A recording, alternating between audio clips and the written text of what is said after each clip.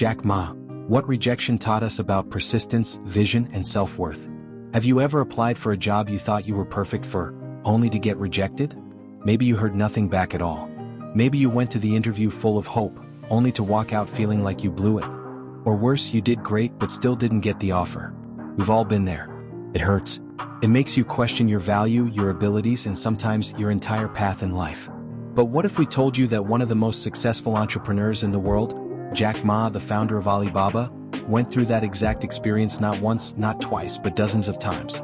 Yes, the billionaire tech founder who changed the face of e-commerce in China, and arguably the world, was once just a guy who couldn't even get hired by KFC. This is not just a story about Jack Ma. It's a story about us. About you and me. About anyone who's ever been told no, and what we can choose to do afterward. It's a story about turning rejections into redirection, and disappointment into determination. Let's walk through Jack Ma's journey, not just the rise but the rejection, the heartbreak, the moments of doubt, and discover what it really means to believe in yourself when the world doesn't. The early rejections, one no after another. Jack Ma was born in 1964 in Hangzhou, China. He came from a modest background, no fancy family connections, no money, no elite education. In fact, he struggled academically. Math was particularly hard for him, and he failed key exams more than once. But he had a strength that would prove far more valuable than numbers. The ability to communicate, to connect with people, and to keep going even when life pushed him down. After finally graduating from college, with a degree in English no less, Jack stepped into the job market full of hope. Like any recent graduate, he wanted to make a life for himself. But the world had other plans. He applied for more than 30 jobs. Every single one turned him down. Let that sink in. Not 3, not 10, but over 30 rejections. That's not just disappointing. That's the kind of repeated rejection that makes you start to feel invisible. Jack once said in an interview, "I went for a job with the police, they said, 'You're no good.' I even went to KFC when it came to my city. 24 people went for the job. 23 were accepted. I was the only one rejected." Can you imagine that? You walk into a group interview with 24 people. Almost everyone else gets the job. You're the only one who walks out empty-handed. The only one. Think about how crushing that is. It's easy to laugh now because we know how the story ends, but back then Jack didn't know. All he knew was that he was being told no again and again. Another time he applied to work at a hotel, just a basic job in hospitality. He didn't get it. He tried for government jobs. Nothing. Even teaching jobs weren't easy to land, despite his English degree. Each rejection chipped away at his confidence, but only on the surface. Deep down, something else was forming. A belief that he needed to build his own door if no one would open one for him. Emotional impact, what rejection feels like. Let's pause here for a moment. If you were in Jack's shoes, young, broke, jobless, how would you feel? Probably frustrated. Maybe even humiliated. It's hard not to take rejection personally. After a while, it starts to feel like maybe you're the problem, like maybe you're not cut out for success. Maybe you'll never make it. Jack Ma wasn't immune to those feelings. He's talked openly about the emotional toll those early years took on him. He admitted that at times he felt like a loser. But the difference is he didn't stay in that place. You and I, we felt this too. We've had doors shut in our faces. Sometimes we don't even get a reason. And the silence can feel worse than a rejection email. But Jack teaches us something powerful here. Rejection doesn't define you. Your reaction to rejection does. Finding his first steps. Teaching and the spark of the internet. After all those rejections, Jack finally landed a job, not at a big company, not in government, not even in tech. He started teaching English at a local university. It was far from glamorous. He made about $12 a month. But he was good at it. His students loved him. And more importantly, he used this time to build relationships, improve his communication, and sharpen his instincts about people and culture. Skills that would later serve him far more than any corporate job could have. He also did something else that most people didn't. He stayed curious. Jack took an interest in learning about the world beyond China. He started talking to tourists. He learned how businesses operated in the West.